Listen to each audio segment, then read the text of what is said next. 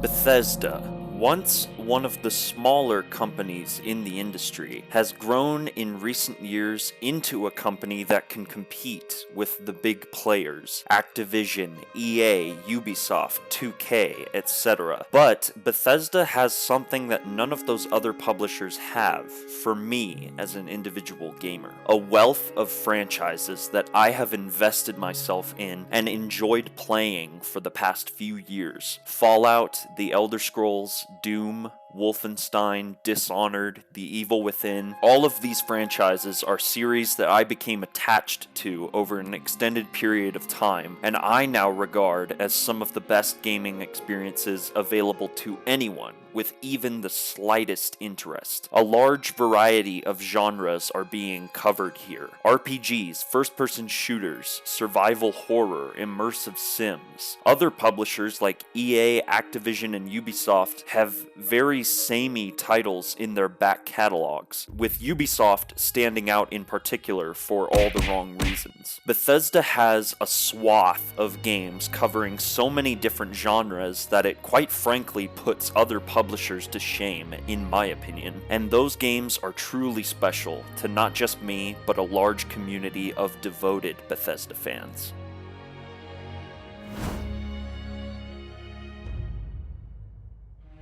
Fallout is one of the many jewels in the Bethesda crown, but to me, it holds a very special place. It's my second favorite franchise of all time, just behind another Bethesda series I'll discuss momentarily. Fallout 3 was my introduction to the series back in 2008. It was such a captivating experience playing that game for the first time and exploring the depths of the Capital Wasteland. It was also my first proper introduction to Bethesda's style of open-world RPG. Fallout New Vegas, despite being hailed by the community at large as the greatest Fallout of all time, didn't stick in my mind as much as Fallout 3 did at the time. Fallout 4 and Fallout 76, though, are another story. Bethesda absolutely stumbled a fair bit with these two titles, but even after the trips and falls, they managed to introduce many new features to the series that many will undoubtedly miss if they intend to remove them for Fallout 5. Improved gameplay, more detailed environments to explore, and new additions to the existing Fallout lore that deepen the universe in meaningful ways. Fallout is a series that has undergone many drastic changes throughout the life of the series, but I would like to believe that the franchise is in good hands with Bethesda, despite their mistakes as of late.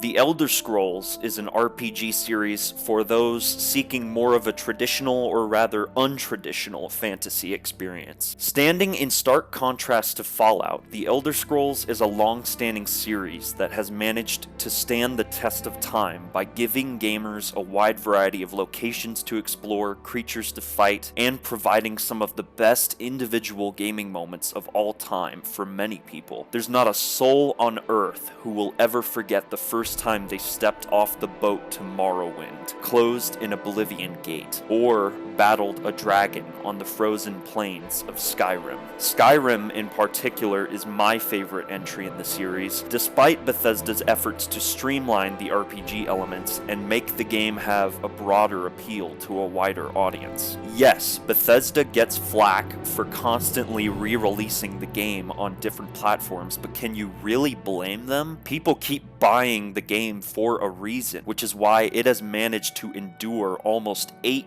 years after its initial release.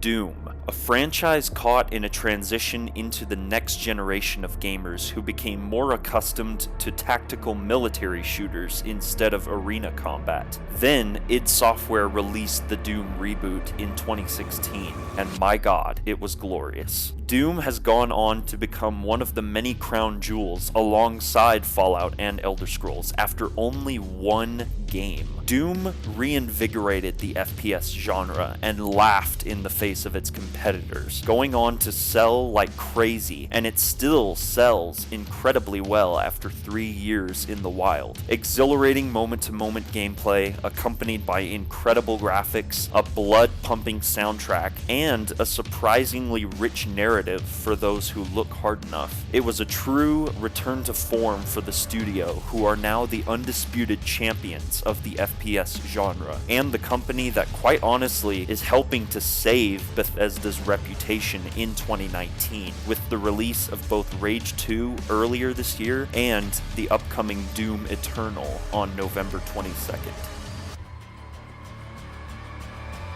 Wolfenstein is one of my favorite narrative-driven single-player shooter franchises, right alongside the likes of the Metro series and the BioShock series. It's not a compliment I would have given to the franchise before the Machine Games reboot, but after playing through the New Order completely blind in 2014, I was so enthralled by the overarching narrative of the Nazis winning the Second World War, and series protagonist BJ Blazkowicz going on the defensive by using hit-and-run tactics. The characters were real people with real motivations and real flaws. The writing is some of the best in any video game, and it really nails home the idea that Wolfenstein is no longer a series just about killing Nazis, although that is still very much an integral part of the games, and it's even much bloodier and far more gratifying in the more recent installments. Young blood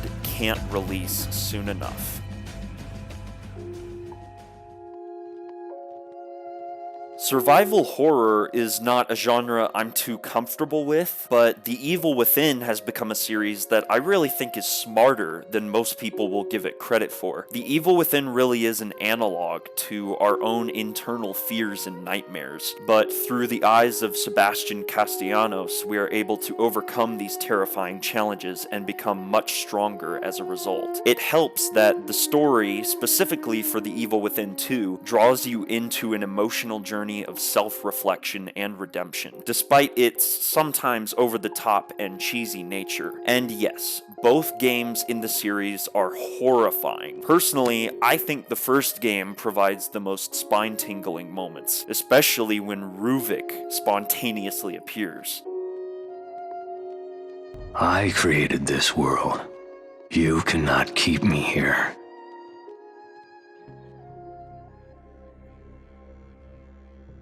When I inevitably do a video on why I love the Dishonored series, I want to be able to give it the proper time and thought so that I can create what I can safely call my magnum opus of this channel. But for now, let me just say that when I first played the original Dishonored back in 2012, I could have never imagined just how much it would mean to me as not just a gamer and a fan, but as a person. I've never truly felt as connected to a fictional universe as I have to the Empire of the Isles and all of the characters that reside within it. The games all play so much smoother than anything I've been accustomed to, with fluid animations and small details packed into every corner of every level. The artistic design of this series is unmatched by anything I've seen or have yet to see. These are games that will look fantastic in any year at any time, provided you have the proper hardware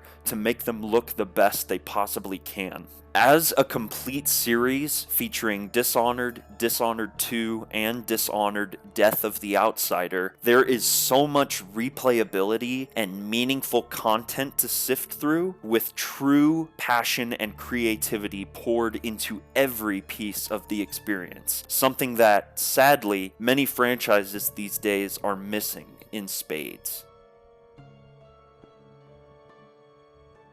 These are some of the most important Bethesda franchises to me, and these games are the reason why I love Bethesda as a publisher and continue to support their efforts to craft single-player experiences, even if they do stumble and fall along the way. Bethesda has the largest array of games that I truly enjoy in every way, and there is no other company in my mind that will ever be able to match the feelings I've had while playing Bethesda's games. With that said, now I want to know what you think about not just Bethesda and their games, but also the video. Did you enjoy it? Which Bethesda games do you enjoy playing? Which games mean the most to you, including those not within the Bethesda family? Let me know your answers in the comments down below. Consider subscribing for more content like this, and be sure to hit that notification bell so you never miss a video. And remember that the outsider walks among us. Thanks for watching.